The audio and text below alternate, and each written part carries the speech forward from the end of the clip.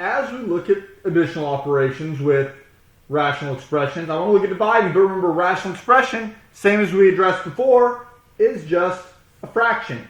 So let's review with fractions. If I had 2/3 divided by 5/4, remember what I would do is, back in the division days, back in the fraction days, what I would do is keep the first fraction the same. Division is change the multiplication by the reciprocal. And we mentioned reciprocals earlier when we were talking about the negative exponents. The reciprocal is when you flip the numerator and the denominator of a fraction, and then you change the multiplication. Well, when you multiply, remember that's just top times top, bottom times bottom. That's the same thing we're going to do with dividing rational expressions. The first rational expression is going to stay exactly the same. X squared minus 1. The second rational expression, we're going to take the reciprocal. The denominator, x squared minus 2x plus 1, is now going to be the numerator. X plus 1 is now going to be the denominator, and I changed to multiplication. With multiplication, top times top, bottom times bottom, but remember with rational expressions, just finish off that fraction bar. You're good to go.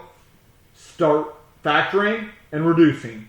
Now again, these binomials, they're nice. This binomial happens to be a difference of squares again, x plus 1, x minus 1. Again, you'll get quick and easy with those as much as we're going to see them. X squared minus 2x plus 1. Product of binomials. Each one starts with an x. X and x gives me an x squared.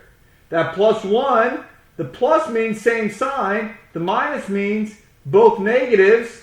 Minus 1, minus 1. Negative 1 times negative 1 is a positive 1. Negative 1 plus negative 1 is a negative 2. There's my factored form. And now notice again, keep in the back of your mind, I do have an x minus 1 that may be squared. X plus 1 and x plus 1 means I could have an x plus 1 that could be squared. But reduce what we can.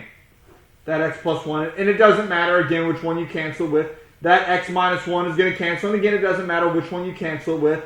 What I'm left with, x minus 1 over x plus 1. Just one left of each one. A lot canceled there, and that's kind of nice and convenient when it does. On these problems, you typically will not have to look at what are your restrictions. Just makes the problem a little bit easier.